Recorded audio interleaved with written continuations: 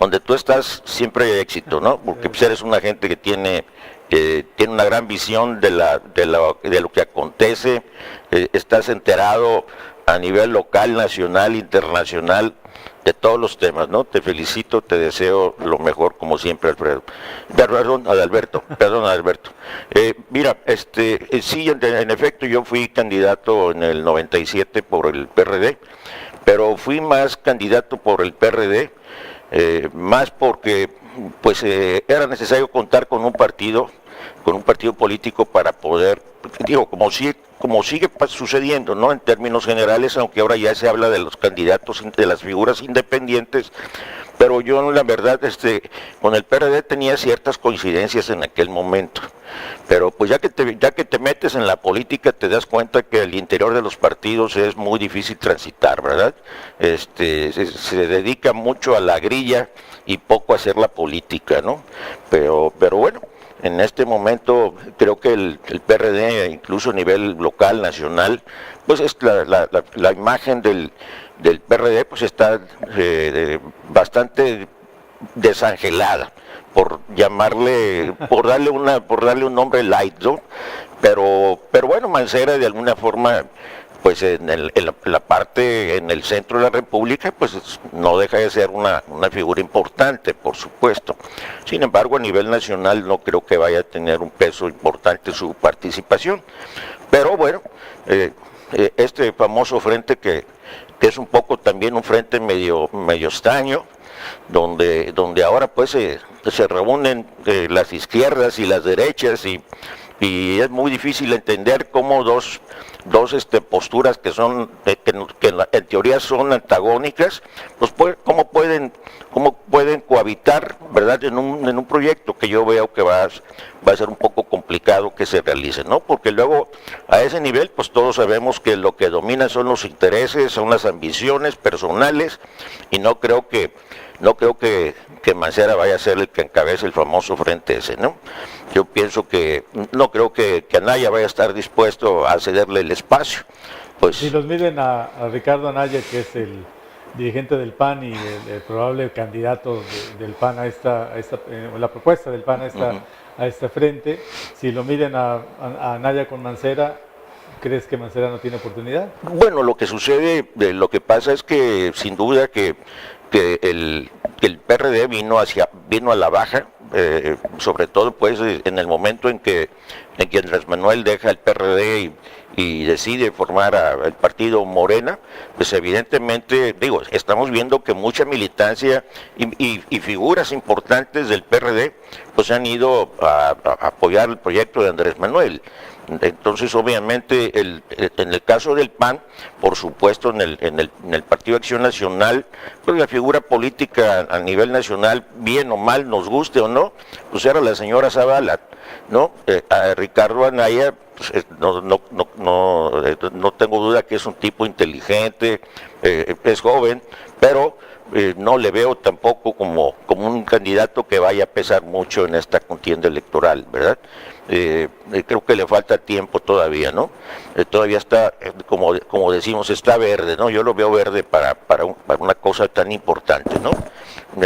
Pero sí, en términos generales, seguro que el PAN a nivel nacional pues tiene mucho más peso que el propio PRD, ¿no? Por esa razón creo que en el caso de pues tendría que aventarse un volado y no creo que estén dispuestos a hacer eso, y tampoco creo que vayan a estar dispuestos a someterse a un ejercicio democrático frente a la ciudadanía, ¿no? Que yo creo que en este momento las tendencias están como definiéndose bastante, ¿no? Mucho pues tiene que ver las circunstancias políticas, las circunstancias económicas, la situación social que vivimos en México, que no es nada sencilla, que es bastante, sobre todo, peligrosa. Sí, bastante peligrosa, porque desafortunadamente da la impresión de que se dejó hacer, de que se dejó pasar, de que no se hace no se hace mucho o verdaderamente se hace poco en cuanto a todo lo que tiene que ver con la famosa delincuencia organizada, ¿no? Que actúa con una impunidad terrible, la vemos en Colima, y que parece que no tiene fin, ni tampoco tiene quien le ponga solución ni remedio, ¿no?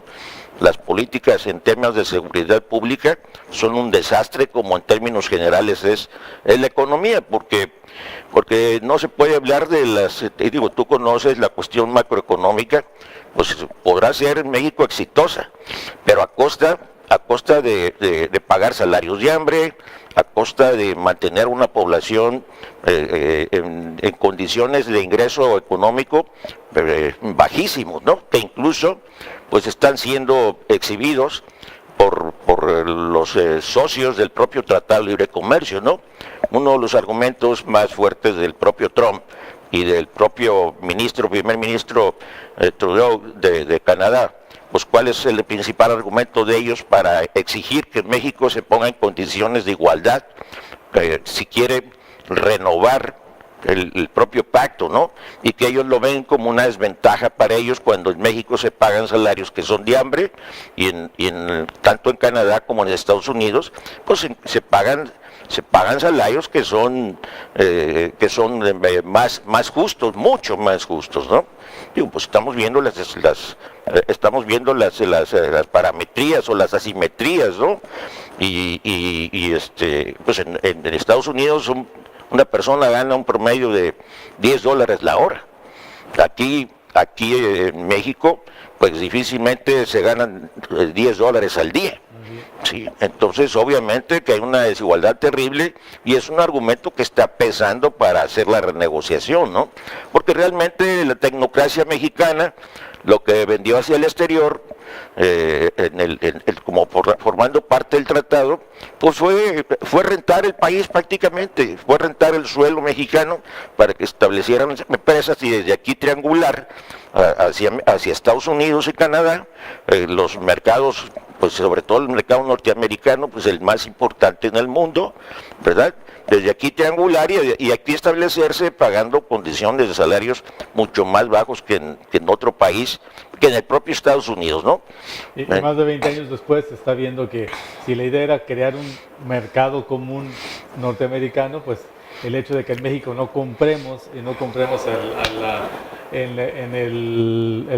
porcentaje que debiéramos comprar si tuviéramos un mercado, un poder adquisitivo los mexicanos mayor, pues no les conviene a ellos como socios, porque ha convenido que produzcan o que se produzcan aquí mercancías baratas, pero luego ya cuando vienen de regreso y nos las quieren vender, pues no hay tanta gente dispuesta a comprarlas porque no se pagan buenos salarios. Sí, pues hay una distorsión enorme, ¿no? El caso de la industria automotriz, ¿no? No por algo México es no el principal, porque hay que definirlo bien, ¿no?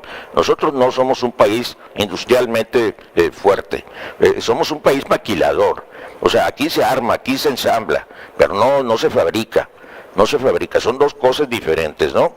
Un carro, sabemos que en México ahorita prácticamente la marca que quieras de vehículos, las más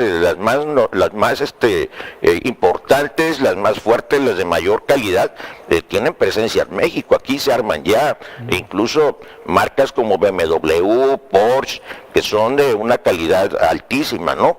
Aquí se ensamblan, ¿sí? Sin embargo, un trabajador para cumplir los términos del tratado, sí, ¿no? por supuesto. Que Estados Unidos los pueda reconocer como productos mexicanos. Sí, exactamente, ¿no? Pero un trabajador de la industria automotriz, así sean carros de esa calidad alemanes, gana el 15 o 20% de lo que gana un trabajador de la industria automotriz norteamericana, ¿no? Y es lo que reclama Trump, entre otras cosas. Dice, bueno, pues cómo no se van a ir para allá si ustedes pagan salarios de hambre, ¿verdad? Nosotros acá pagamos salarios reales.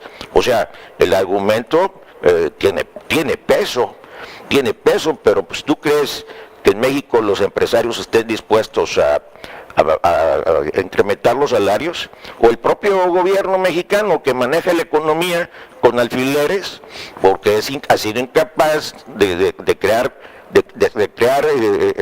realmente producción a partir de producir en México, ¿no?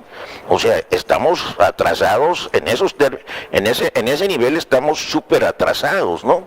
Sí. Entonces, obviamente, creo que los argumentos de estos señores, tanto Trudeau como Trump, pues tienen un peso importante, ¿no? Tienen un peso importante, pero ya lo vemos, ¿no? El gobierno de México se hacen disimulados, o sea, los gobernantes, los funcionarios de alto nivel, de mediano nivel, pues ellos sí se suben los salarios y ellos sí ganan cantidades exorbitantes, incluso con salarios superiores a lo que gana, por ejemplo, un secretario de Estado en México, gana 3 veces más que un secretario de Estado de Estados Unidos, ¿no? Pues ¿cómo eso es inaceptable, inaudito, ¿no? Porque un trabajador mexicano gana el 10% de lo que gana un trabajador norteamericano o canadiense, ¿no?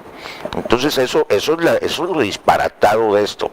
Y que los gobernantes mexicanos pues viven en otro mundo, ¿verdad? Ellos han creado un mundo para ellos, sí. donde no falta nada, donde hay cosas incluso hasta en exceso, ¿no? Se vive en la opulencia, se vive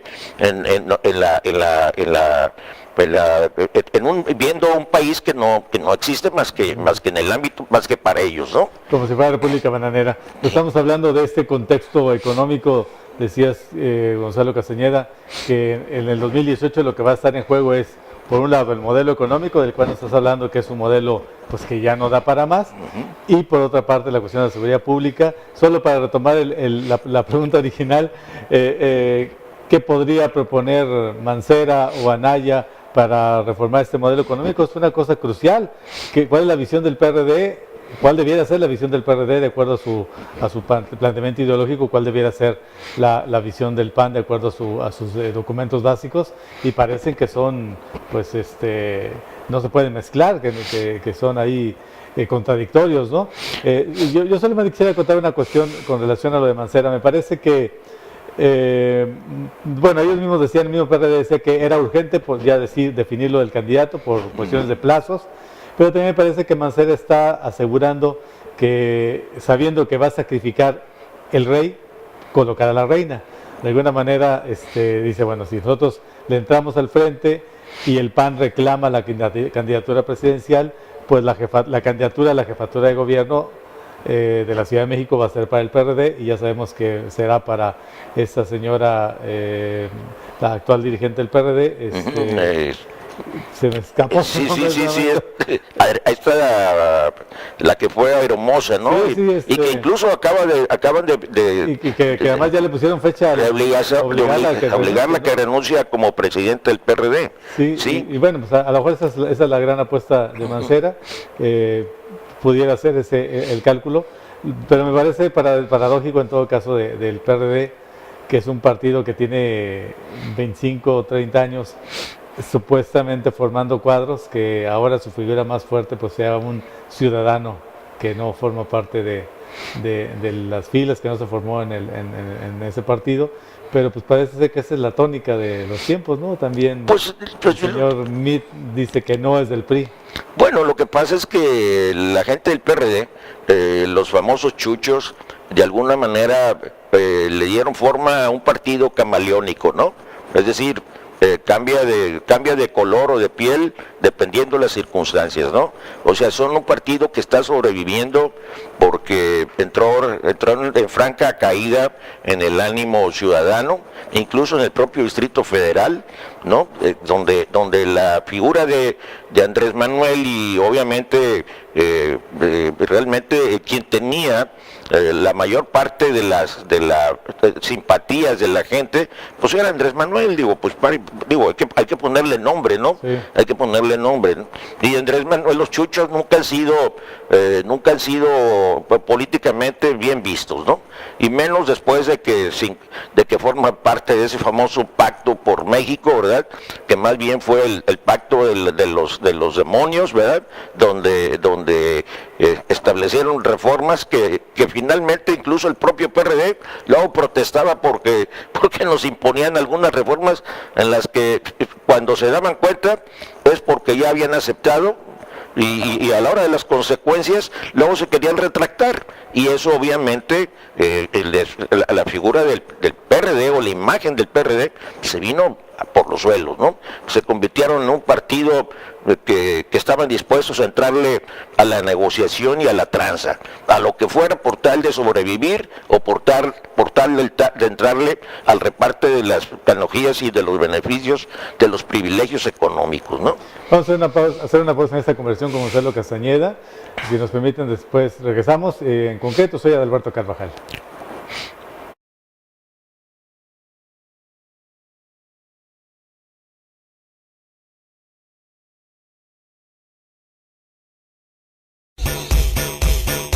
Tú escuchas Radio Fresca, Fresh Radio.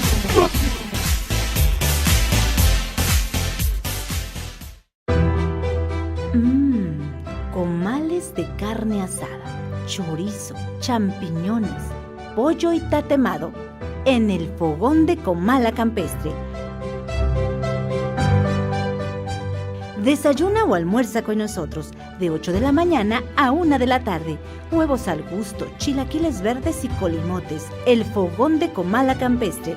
Kilómetro 3,5, carretera Comala-Suchitlán, pasando el nuevo libramiento Nogueras. Chicharrón en salsa verde y roja, quesadillas y sopes, flautas, enfrijoladas, enchiladas suizas y más. Descansamos los martes, el fogón de Comala Campestre.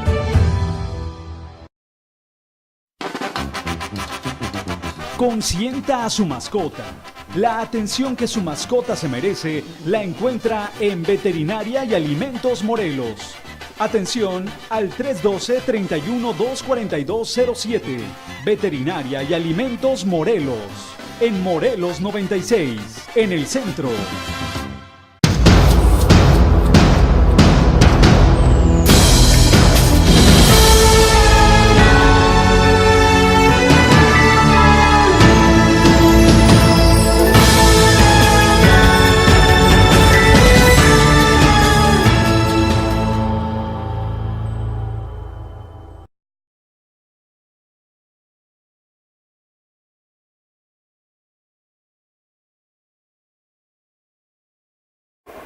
Ya regresamos en concreto, soy Adalberto Carvajal, estamos platicando con Gonzalo Castañeda Basavilbaso, platicamos de muchos temas en el primer bloque, ya nos acordamos cómo se llama la dirigente del PRD, Alejandra Barrales, que efectivamente se formó como sindicalista en la cuestión de los sobrecargos, mal llamadas azafatas, que yo no sé quién demonizó la palabra, pero pues eran azafatas las mujeres y sobrecargos los varones, que son las mismas funciones, pero bueno, ahora se les llama sobrecargos. O stewards. Y de ahí viene Alejandra Barrales, que ahora lo planteamos así. Parece ser que Mancera no busca tanto ser el candidato presidencial del frente con PAN-PRD, sino que Alejandra Barrales sea la candidata a la jefatura de gobierno de la Ciudad de México con esa misma alianza. Alejandra Barrales es una mujer que se formó con López Obrador y ahora parece que estuviera pues dispuesta a comerle parte de la cosecha de votos que pudiera tener la candidata que ha postulado López Obrador a la Ciudad de México, que es esta mujer, Sheinbaum, que es Claudia Sheinbaum. Cuestiones extrañas, que la izquierda tenga, que un sector de la izquierda no acaba de entender que debe apoyar a los candidatos más viables, en este caso López Obrador, y no sé si Sheinbaum tenga más viabilidad de triunfo en la Ciudad de México que la propia Alejandra Barrales. ¿Cómo lo ves, Chalo? Bueno, yo pienso que sí, bueno, esta señora Sheinbaum, acuérdate que formó parte del gabinete de Andrés Manuel cuando él estuvo de gobernador del Distrito Federal, ¿no? O sea, ella era ella manejaba, creo que algo relacionado con la cuestión urbana, el desarrollo urbano del DF, algo así, ¿no?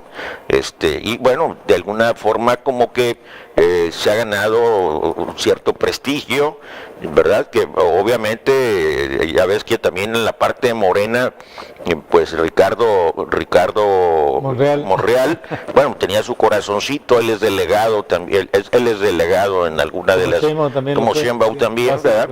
Entonces obviamente los dos son figuras importantes, digo, que se han ido haciendo junto con Andrés Manuel, ¿no? O cerca de Andrés Manuel, ¿verdad? Como fue esta señora Barrales también, ¿no? Pero creo que sin duda que esta señora Sheinbaum, por el apoyo que tiene con Andrés Manuel, por la cercanía, pues evidentemente en el DF, que sabemos que es más López Obradorista que otra cosa, ¿verdad? Porque el Distrito Federal se distingue más por esa parte, ¿no? No tanto por ser perredistas. Eran perredistas porque primero pues estuvo una figura como era el ingeniero Cuauhtémoc Cárdenas, ¿no? Sí. Que tenía un peso moral muy fuerte en las izquierdas, ¿no? Y lo sucede a Andrés Manuel, y Andrés Manuel pues se convirtió en una figura tan importante como el ingeniero Cárdenas, ¿no? Y también, sin embargo, pues por cuestiones del tiempo, pues el ingeniero Cárdenas, él se ha puesto en lo político, o en la política un poco al margen, ¿verdad? Él, sigue siendo una figura importante sin duda, pero obviamente la más actual en este momento, a pesar de que ya lleva ratito en la política, es Andrés Manuel, sin duda, ¿no? Y más en el Distrito Federal. Eso, sí, por supuesto que tiene un peso. La señora Barrales, o quien quede como candidata o candidato por el PRD, pues va a tener una dura batalla para poder ganar a la señora Sheinbaum, ¿no? Entonces, sin duda ese liderazgo no se le discute a López Obrador, ni siquiera por supuesto en Morena, ni en la izquierda en general, pero yo he escuchado gente que luego reclama la cuestión del caudillismo. Dicen, está bien que López Obrador sea el líder moral del partido, pero a veces como que nos cansa que imponga la línea, o que él sea el candidato y no haya otra posibilidad. ¿Crees que es sano que un partido tenga un líder con esta fuerza, que un partido exista en función de la personalidad de López Obrador en este caso? Bueno, yo coincido en algunas cosas con Andrés, pero en lo que no coincido es en su autocracia, ¿no? Yo lo he dicho, yo lo conozco muy bien. De hecho, en el 2006 yo pretendí ser candidato al Senado, e incluso fui y hablé con Andrés Manuel y con Cota, Leonel Cota, que era el presidente del PRD en aquel momento, que Andrés era el candidato en el 2006 a la presidencia de la República, y yo fui a hablar con ellos porque yo tenía la pretensión de ser candidato al Senado en ese momento, y yo vi cómo tenía que ser el registro, pero luego me informé que había un tamiz para los candidatos que operaba desde el centro de la República, ¿sí? Entonces tú te registras aquí en Colima, pero vas a estar sujeto a las decisiones que se establezca una especie de comité que forman ellos allá en la Ciudad de México, que no tiene nada que ver con la gente de Colima o con la gente de la provincia, ¿no? Pero sin embargo, así es como operan, o como operaban en aquel momento, y así es como está operando actualmente, ¿no? Entonces, obviamente ese comité operaba en aquel tiempo, sí, con la anuencia de Andrés Manuel. Y en el 2012 fue la misma historia, y en el 2018 es la misma historia. Por eso estamos viendo que aquí hay por ese tipo de decisiones que toma Andrés, son las que luego provocan enfrentamientos, decisiones en los procesos políticos en que él se mueve, ¿no? Sí. Porque les digo yo, bueno, Andrés donde llega ya trae un costalillo con sus Juanitos, ¿no? Llega y saca un Juanito y les dice, señores, aquí está el Juanito y y por aquí se van. O sea, eso eso le está causando... Que aquí se llamaba General Gallardo, Francisco Sí, Gallardo. sí, no, entonces eso es, y ahorita ya sacó otros 2 Juanitos, ¿no? Se lo saca de la manga contra la voluntad incluso de las militancias, ¿verdad?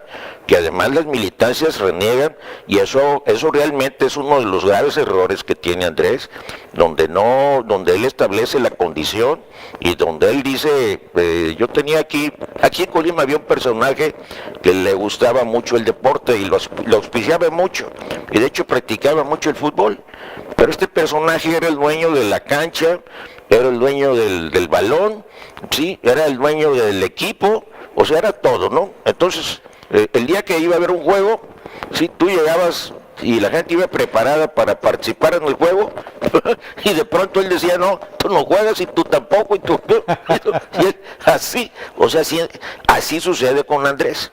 Es el dueño de la cancha, es el dueño del balón, es el dueño del equipo, y él toma las decisiones, y las toma sin preguntar, sin siquiera tomar en cuenta a los demás, y eso le está generando verdaderamente, ese es un grave error, ¿no? Yo creo que ese es eso le está causando problemas serios, ya son errores que de manera recurrente, como te diré, los ha estado cometiendo, y eso le puede causar incluso hasta no ganar la presidencia de la República en un descuido, ¿no? Yo creo que esa parte la tiene que modificar. Yo te decía, en el 2006 yo tuve la pretensión de ser candidato al Senado y fui a México a hablar, me conseguí una cita con los dos en la Ciudad de México, y estuvo Andrés, estuvo Cota, hablé con ellos y yo les decía, señores, yo vengo para decirte, sobre todo Andrés, que era el candidato, ¿no? Que Andrés, yo vengo para comentarte que yo tengo el interés y la intención de ser candidato al Senado, pero no vengo a pedirles que ustedes me impongan, porque yo no estoy acostumbrado a que a mí me impongan en ninguna parte. Yo tengo un liderazgo social reconocido, y el liderazgo ese la gente me lo ha otorgado, la gente me lo ha legitimado. A mí nunca me ha dicho el presidente municipal, el diputado, el funcionario, el gobernante, ninguna autoridad ha dicho que Gonzalo dirija la Unión de Productores de Coco, la Confederación Nacional, ¿sí? o que incluso presida el Barzón, o presida la Unión Cívica, que tú sabes que fueron organismos sociales que tuvieron un crecimiento inusitado, y que participaron miles de personas. Y el día que se tomó la decisión de quién encabezara, la gente decía que sea Gonzalo, ¿verdad? O sea, a mí la gente me legitimaba. Entonces yo les decía, yo no sé cómo tengan ustedes pensado nominar a los candidatos al Senado. Yo estoy dispuesto a entrarle y vengo a proponer un método, si ustedes no tienen inconveniente. Y yo les sugería que en las ciudades principales del estado, Colima, Tecomán, Manzanillo, que se nos convocara a los que aspiráramos al mismo cargo, para que en esa plaza pública se invitara a la ciudadanía general. Yo decía, a mí me vale sombrilla que sean del PRD o del PAN o del PRI o tengan X tendencia. Invitar a la ciudadanía, con la única condición que sean mayores de 18 años. Y si se puede, con su credencial en mano. Y que los que aspiremos pasemos por una especie de pasarela ahí, ¿verdad? Los que estemos, 3, 4, 5, 10 personas, y que expongamos nuestro proyecto, nuestra plataforma, lo que pensamos hacer para cuando lleguemos al cargo, para adquirir el compromiso frente a la gente, y que la gente se le dé la posibilidad de decía fulano. Yo estoy acostumbrado, que yo entiendo la democracia de esa manera.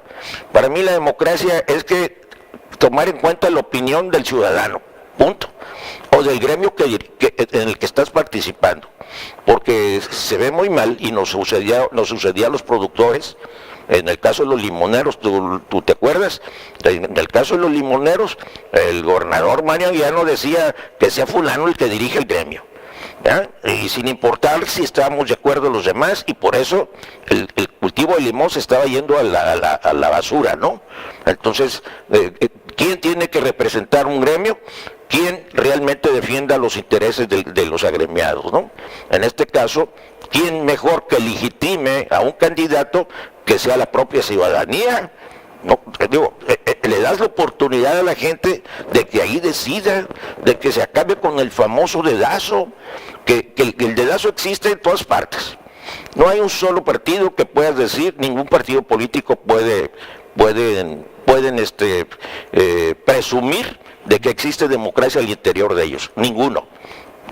Todos operan así, por dedazo. Sí, entonces, ¿Es parte de la lógica del poder? ¿Tiene que ser? No, por supuesto que es un método absolutamente antidemocrático. En algunos partidos ya lo toleran y lo aceptan, pero para mí es inaceptable. Yo no voy a participar en un partido político donde me vayas a poner a que sea un solo individuo el que decida. El que tengas como si fuera el dueño del partido, pues entonces, ¿para qué se forma un partido político? No tiene ningún sentido. ¿Para qué formas un gremio? Imagínate que yo, siendo presidente del Consejo Limonero, imponga mi condición a todos los agremiados, ¿no? Yo tengo la misma condición, yo tengo el mismo peso, el mismo valor que cualquiera de los productores del Consejo. Yo valgo lo mismo. Yo no tengo por qué tener un privilegio adicional sobre todos. No. El voto de calidad, No, facultad metaestatutaria de designar a tu sucesor. No, ¿verdad? O sea, eso es absolutamente inaceptable, ¿no? Yo creo que nosotros los mexicanos, de alguna manera, eso nos ha afectado muchísimo. Nos ha afectado porque estamos acostumbrados a que sea el tlatoani el que decida quién sucede al que se va yendo, ¿no? Como lo estamos viendo que está pasando en el propio PRI y en todos los partidos, ¿no? Es decir, por eso hay deserción, por eso la gente deja creer en los partidos políticos, ¿no?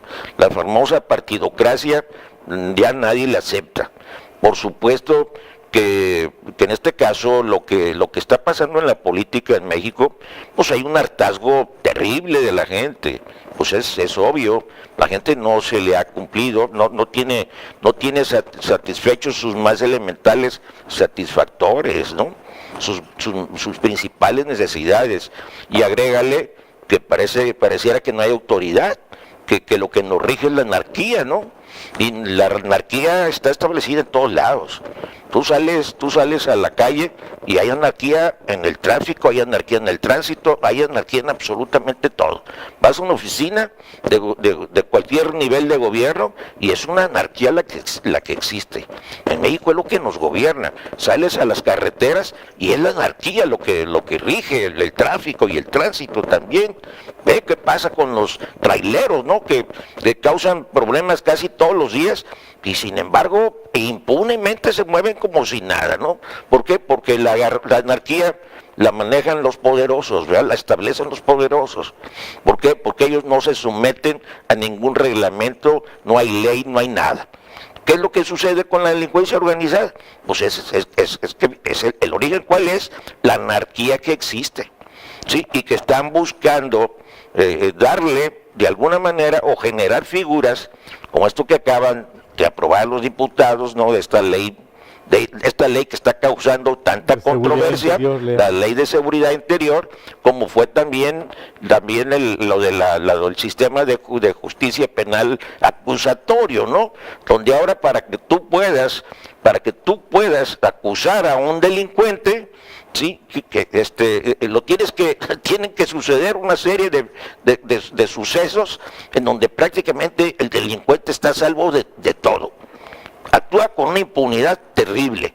Ahora el delincuente tiene más derechos que las víctimas, ¿sí? El victimario está prácticamente con todos los derechos y la víctima tiene todas las obligaciones, ¿no? O sea, nos pasa como a nivel del gobierno, ¿no? El ciudadano tiene todas las obligaciones y no tiene derechos frente al gobernante. Entonces, pues eso no puede ser sano para una sociedad que está necesitada de justicia, que está necesitada de soluciones y de bienestar sobre todo, ¿verdad? No hay bienestar. No hay bienestar, el ingreso no alcanza, en los hogares hay incertidumbre, hay desesperanza, hay angustia, es decir, pues eso no es sano para nadie, ¿no?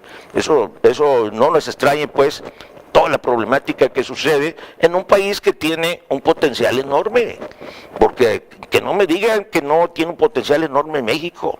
O sea, el propio Colima tiene un potencial que está ahí como muerto, ¿no? Sin ser bien aprovechado, por lo mismo. El 2018 se van a jugar fundamentalmente la continuidad contra el cambio, un cambio que puede ser gradual o puede ser radical. Y es curioso cómo los dos cuadros o los dos candidatos que más posibilidades se le señalan, que sería Mitt por parte del oficialismo y López Obrador por parte de la oposición, pues representan estos proyectos contradictorios. Mitt, la continuidad de un modelo económico que después de casi un cuarto de siglo, más de un cuarto de siglo, pues ha dejado saldos muy negativos, entre ellos Bastante. un crecimiento de la pobreza, Sí. aunque las cifras macroeconómicas sean así como para presumirse. Y por otro lado, López Obrador, que propone un cambio quizá tan radical que asusta a algunas personas que piensan que va a ser insostenible y que va incluso a posibilitarle una intervención directa de Estados Unidos y un caos y la fuga de capitales y una serie de cosas que se le quieren achacar a López Obrador. No sé si sean posibles o no, pero como una respuesta a esta oferta de vengo a cambiar las cosas como están, y que eso asusta a mucha gente. Eso es lo que veremos en el 2018, pero hay un factor adicional, la inseguridad del país. Y creo que ojalá pudiéramos platicar de eso en el tercer bloque con Gonzalo Castañeda. Soy Alberto Carvajal, estamos en Concreto.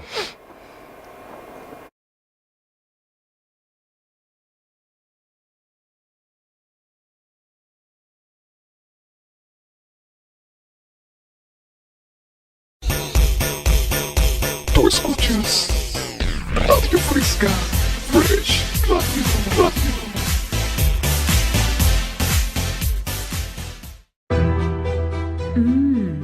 Comales de carne asada, chorizo, champiñones, pollo y tatemado en el fogón de Comala Campestre. Desayuna o almuerza con nosotros de 8 de la mañana a 1 de la tarde.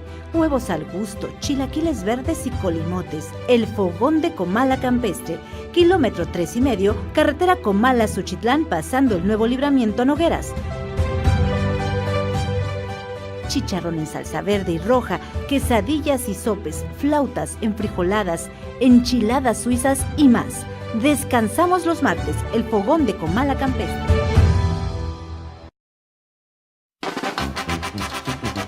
Consienta a su mascota. La atención que su mascota se merece la encuentra en Veterinaria y Alimentos Morelos. Atención al 312-31-24207. Veterinaria y Alimentos Morelos. En Morelos 96, en el centro.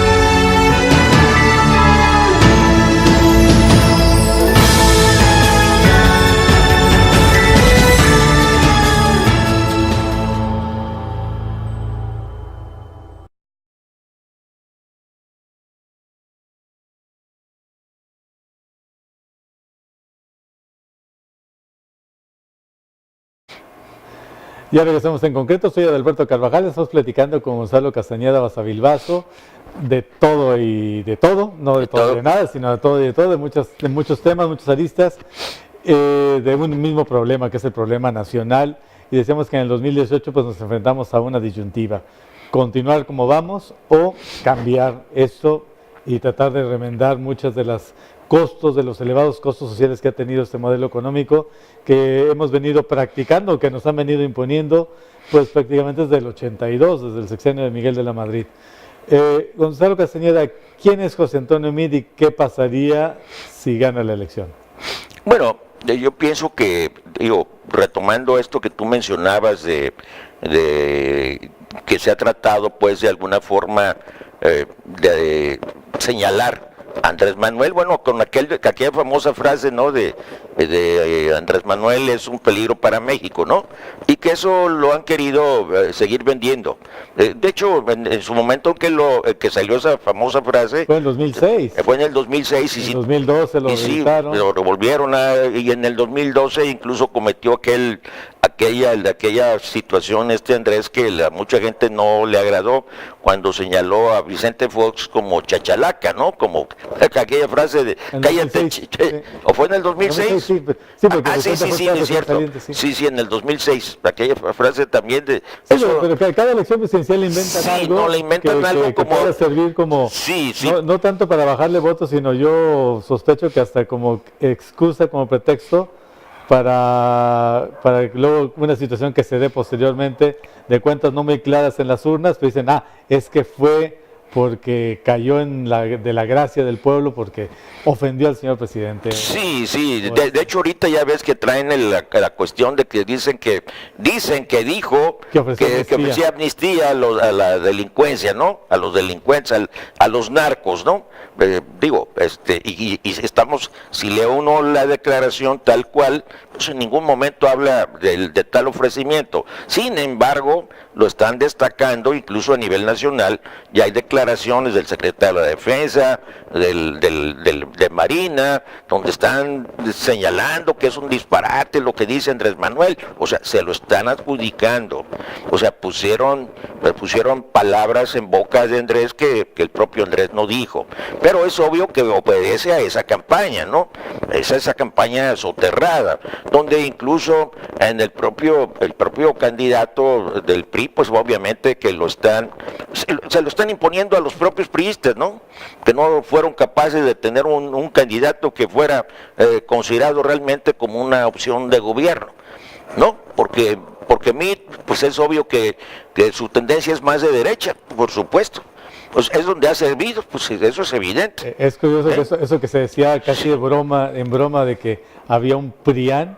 Sí, no, pues se confirmó que el PRIAN existe, ¿no? De hecho, pues todo el mundo lo sabíamos, ¿no? Ellos lo querían hacer creer que no era tal, ¿no? Yo en alguna ocasión lo señalé como, al PAN y al PRI lo señalé como el matrimonio mal habido. Incluso cuando tú dirigías Ecos de la Costa, sí. yo saqué un artículo que me hiciste favor de publicar, donde lo titulé así, el matrimonio mal habido, ¿no? Es decir, y yo decía, el PRIAN, el PRI y el PAN son como los matrimonios mal habidos. En el día se pelean y en la noche duermen juntos, ¿no? Entonces, el marido de Rabo Verde y la mujer de Bota. Sí, no. Entonces obviamente, pues así operaban. Y parece que han seguido con esa pretensión, ¿no? Es muy claro que MIT es la respuesta del PRI gobierno, del gobierno del PRI, para frenar a López Obrador. Y que hay un sector del PAN que apoya esta postura. Sí. Tú nos decías fuera del aire que tú has tenido un contacto, has visto a José Antonio Meade desde hace muchos años desempeñándose en la esfera pública. ¿Quién es este José Antonio Meade que tú viste trabajar? Sí, bueno, mira, antes de pasar ese tema, te comento que yo también creo que haciendo como una respuesta a lo que tú señalabas del temor que quieren infundir con la figura de Andrés, ¿no? Pues donde lo han calificado como que sería un Hugo Chávez, que sería el actual, ¿no? El gobernante de Venezuela, Maduro, donde sería otra Venezuela en México. Pues hombre, ojalá y fuéramos Venezuela en cuanto a lo que tiene que ver los precios de los combustibles, ¿no? O sea, ahora sí que, discúlpenme la expresión, pero es una mentada de madre que aquí las gasolinas oscilen ya los 20 pesos, cuando en el propio Venezuela un litro de gasolina en este momento vale el equivalente a 15 centavos mexicanos. O sea, con 20 pesos tú llenas tu tanque de combustible de tu vehículo y hasta te sobra dinero con 20 pesos. Aquí llena el tanque de combustible y necesitas 700 pesos. O sea, por eso les digo, bueno, pues vayan y pregúntenle a Maduro y antes le debieron de haber preguntado a Chávez cómo le han hecho para sostener el precio de los combustibles a nivel mundial el precio más bajo de los combustibles en el mundo, ¿sí? Y siendo un país eminentemente un gran productor de petróleo, y que además le dan una transformación adicional. Los venezolanos no venden crudo, ¿sí? Los venezolanos por eso tienen más ingresos. Por supuesto están sometidos, no son lacayos del imperio como ellos dicen, y obviamente eso tiene un costo. Y tiene un bloqueo económico, sí, como ha por tenido supuesto. Cuba, Por supuesto. Digo, una persecución, eso todo el mundo lo sabemos, ¿no? Aquí en México no tenemos ese costo, sí, no tenemos ese costo porque aquí sí son lacayos del imperio, quienes han gobernado los últimos 5 sexenios, cuando menos, ¿no? Sí son... Desde antes, porque sí. ahora ya salió a relucir ahora con los expedientes de Kennedy, que nuestros gobernantes de los 50, de los 60 y hasta de los 70, pues eran agentes de la CIA, por ejemplo, ¿no? Fíjate nomás, ¿no? Quizás, pero volviendo acá al tema de este señor Meade. Pero me pareció muy interesante eso que dijiste. Sí, por ¿Quién es supuesto. Antonio Meade? ¿Cómo lo conociste? Sí, bueno, yo recuerdo, tú sabes bien que yo fui presidente del Barzón en el estado, y también fui secretario nacional del Barzón. Entonces, bueno, esto me permitió a mí conocer a profundidad el tema económico, el origen de por qué los ciudadanos tendríamos que ser sometidos a ser los paganos, y algo que en lo personal todo el mundo considerábamos absurdo e injusto, ¿no? Porque aunque mucha gente nos calificó de deudores, sin embargo, nunca se argumentó que no fuéramos a pagar las deudas, ¿no? Lo que se peleaba era que se cumplieran los contratos que se habían establecido con los bancos, y que tú sabes bien que cuando tú estableces un contrato, pues las dos partes se obligan a cumplir al pie de la letra lo que el contrato diga, y los contratos que en aquel tiempo se firmaron tenían establecido límites para el cobro de los intereses. En el caso de los intereses que se cobraban a los productores agropecuarios, era una tasa, se puede decir, un poquito más blanda, sí, por la misma circunstancia de que era para el desarrollo del campo, y la tasa de interés andaba sobre el 7% anual. En el caso de los créditos hipotecarios, la tasa de interés andaba sobre el 14-15% anual, ¿sí? Y en el caso de la crisis del 94 y se disparan a ciento y tantos por ciento. Exactamente. O sea, el problema fue que el gobierno de la República, que lo presidía Zedillo, que para mí Zedillo fue tan terrible gobernante, aunque casi no se mencione, y la figura más desacreditada ha sido siempre Salinas, y por supuesto que con justificada razón, pero yo pondría en una mancuerna de terribles a Salinas y a Zedillo. Zedillo fue terrible para México. Y hay un sector de la tecnocracia que casi lo canoniza. No, Zedillo fue el que es salvador de la economía nacional. Realmente el que entregó los bancos al extranjero fue Zedillo, porque mucha gente señala a Salinas. Salinas los entregó a los famosos bolseros, a sus amigos, aquellos corredores de bolsa como Roberto Hernández, como Jorge Lup, como el Cabal Peniche, como el Divino Rodríguez. Y pusieron banquitos que luego quebraron y... Sí, no, pues es que los quebraron porque ellos se autoprestaban.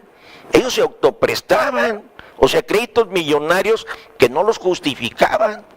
Y que a la hora de que se viene el quebranto de la banca, pues ¿qué se hizo?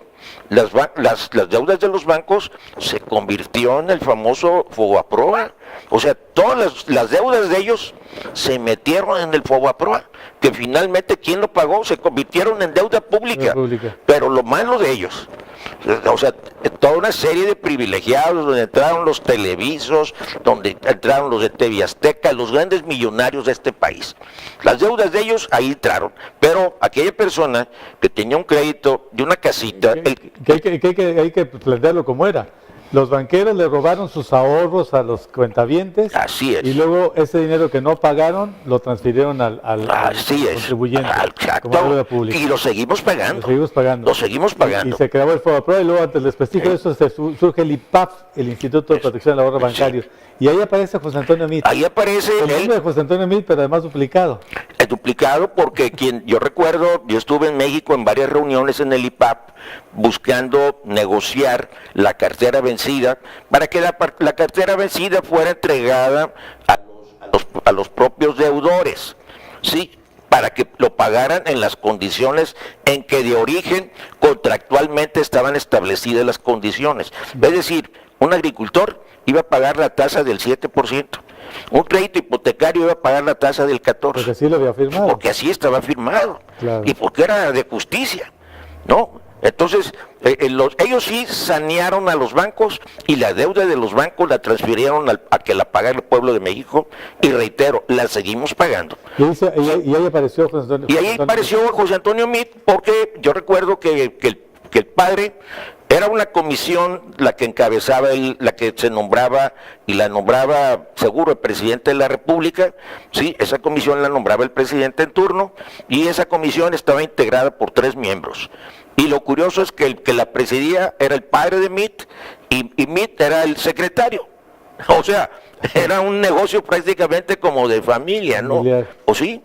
Acuérdate, y mucha gente de los que nos están escuchando y viendo, pues deben de recordar aquel tema que se dio a conocer de los hijos de la señora Sagún, de Marta Sagún, Los jóvenes los hermanos Viviriesca Sagún, de ingratísima memoria, ¿verdad?, que se metieron en todos los negocios turbios de México, ¿verdad?, desde el contrabando, el narcotráfico, el lavado de dinero, en todo. De hecho, uno de ellos todavía está por ahí escondido, porque lo están buscando, el Tesoro de Estados Unidos lo está requiriendo, y está escondido, ¿verdad? Y ellos por lavado de dinero. Ellos compraron cartera vencida.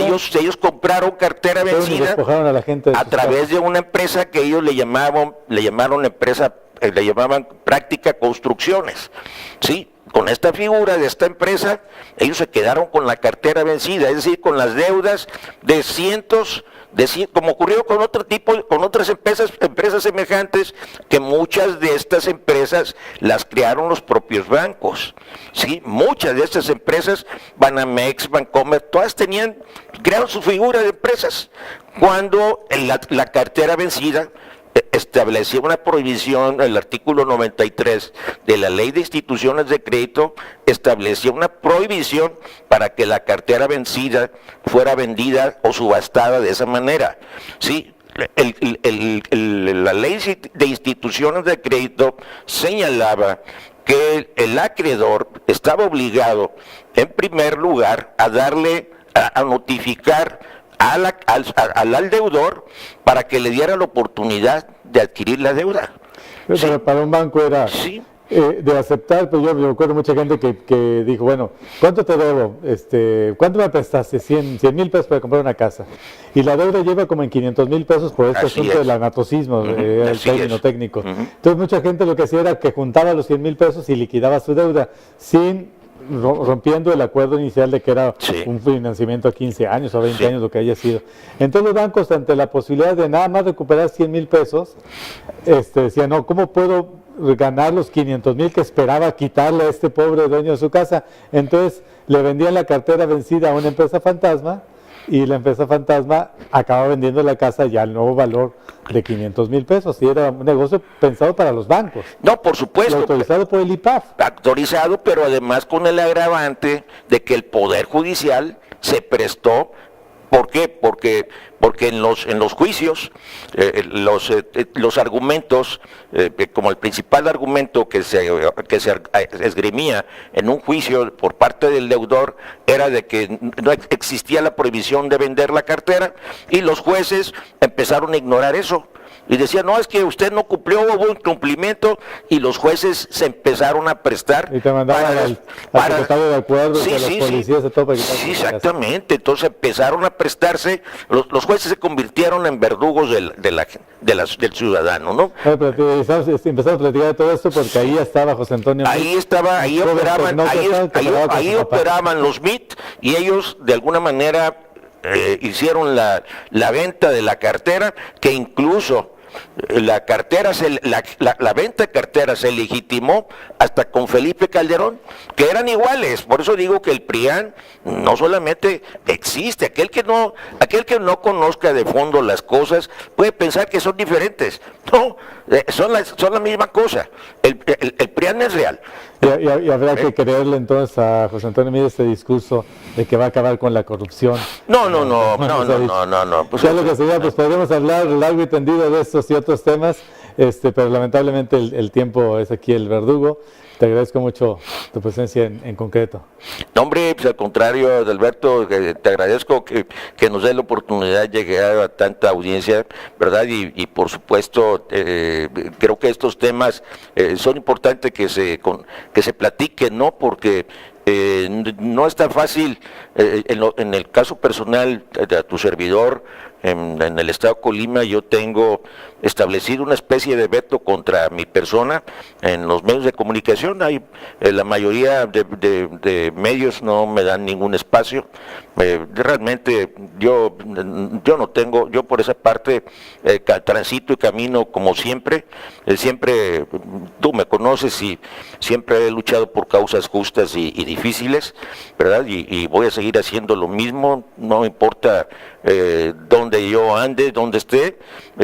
Realmente, y te lo he comentado, yo nunca he necesitado de tener un cargo público, de tener un cargo de elección popular. Nunca he sido ni presidente municipal, ni diputado, ni mucho menos diputado federal o senador. Sin embargo, me puedo sentir satisfecho de que las causas que yo he encabezado le hemos ayudado a resolver a muchísima gente sus problemas. Tú lo viste con el tema de los limoneros, tú nos acompañaste. Muchas gracias, Alberto. No, pues gracias, y efectivamente, si hay un veto con Gonzalo Castañeda, es que no nos gusta que se digan las verdades, pero a veces es importante decir las verdades, y qué bueno que hay gente como Gonzalo Castañeda que está dispuesto a decirlas. Yo soy Alberto Carvajal, nos vemos aquí el próximo jueves en concreto.